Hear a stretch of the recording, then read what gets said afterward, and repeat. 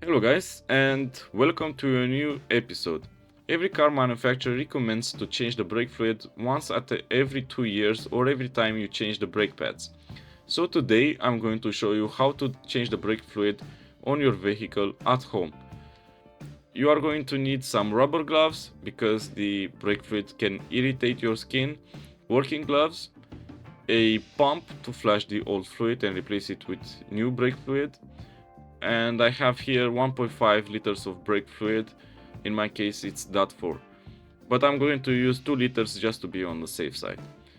And at last a reservoir to catch the old fluid. In case you don't know what type of brake fluid you need to use on your vehicle, you should know that you can find this information easily on the cap of the brake reservoir. So now we can start the procedure, guys. The first step is to clean the brake reservoir with some brake disc cleaner. It's very important to maintain a clean environment because any contamination can decrease the performance of the brake fluid. Do not, under any circumstances, allow brake fluid to come into contact with fluids that contain mineral oils, as for example oil or petrol or cleaning agents, because mineral oil can damage the plugs and seals in the brake system. Once done, we need to remove the brake reservoir cap and install the pump. The pump is empty at this point because we are going to perform a low pressure test first. So once the pump has been installed, you need to apply a pressure of 20 till 45 psi or 2 or 3 bars and leave it as it is for 5 minutes. During this time, the pressure must not drop. If yes, then it most probably means that there is a leak in your brake system and you need to fix it ASAP. If the low pressure test result is okay, you can press the pressure release valve and carry on with the procedure.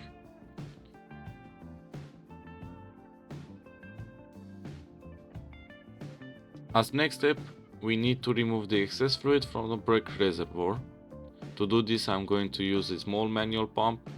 Again, please make sure it is free of any contamination, and also make sure that you'll stop when the brake fluid is at the minimum level.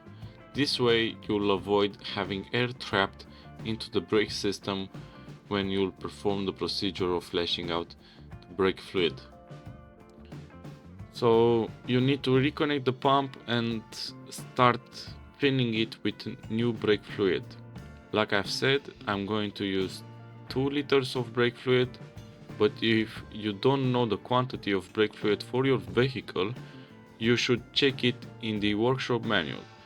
But in most cases, 2 liters is more than enough. Now we need to apply a pressure of 20 till 45 psi or 2 till 3 bars, and we can start to bleed the system. Be warned that once you start to bleed the brake fluid, the pump's pressure will also start to drop, so you need to constantly keep an eye on it. Okay, so now we can start to bleed the calipers. First we need to remove the bleed nipple cap, then place a wrench on the bleeder screw, install the bleed tube to the bleed nipple, and then loose the bleed nipple by 1/2 turn. And starting from now, the old brake fluid will be discharged. In case you don't know the total quantity that needs to be discharged per caliper, you should note that the brake fluid becomes darker over time. So you need to continue discharging until a clear brake disc fluid emerges. Once done, we can continue with the installation in reverse sequence. First, we need to tighten the bleed nipple. After that, disconnect the brake bleeder hose, and then make sure that the bleed nipple cap is installed after bleeding the brake line. This will prevent corrosion to the bleed nipple, and failure to follow this instruction may result in the bleed nipple becoming seized. At the end, clean the excess brake fluid with a brake disc cleaner and repeat the process for the remaining brake lines. Don't forget to keep an eye on the pump and reapply pressure when necessary. The sequence of opening the bleeder screws varies from manufacturer to manufacturer, and in general it depends on the brake line length, which in most cases is the rear wheel diagonally opposite to the steering wheel. As for example, for left-hand drive vehicles, the longest brake line is for the rear right wheel, and perform the procedure on all calipers in order of decreasing distance from the expansion tank. On my vehicle, the system consists of separate circuits for each front and diagonally opposite rear wheel, so each circuit can be bled independently. It means that I can follow the next sequence. First is the rear right wheel, second rear left wheel, third front left wheel, and fourth right front wheel. And remember to always check the pump and reapply pressure when necessary. Also, if your vehicle is equipped with a manual transmission, you should also replace the clutch fluid. Just find the bleeder screw and follow the same instructions. Meantime, I would like to talk a little bit about the brake fluid. Most importantly, you should know that the brake fluid is dangerous for your health, and you need to wash your hands thoroughly after handling.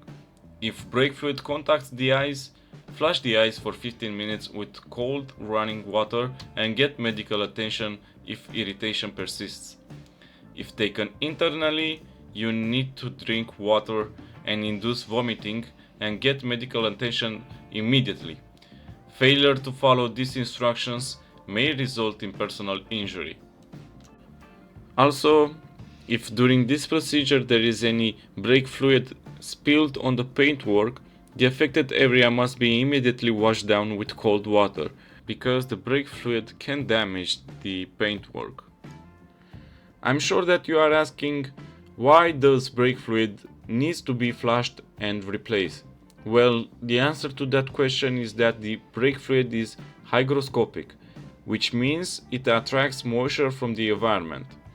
When brake fluid absorbs water, its boiling point becomes lower and it can cause corrosion in the braking system. Because the braking system process generates a lot of heat, brake fluid needs a high boiling point to withstand the heat without vaporizing. Over time, heat from repeated braking will slowly degrade the quality of your braking fluid, which, combined with the hygroscopic effect, means that your braking system performance will be put at risk. That is why I mentioned earlier, every car manufacturer recommends flashing your braking system every 2 years or every time you replace the brake pads. Once we have done with bleeding all the brake lines, we need to continue the process in reverse sequence. First, we need to press the pump's pressure release valve to release the pressure, and then disconnect the pump.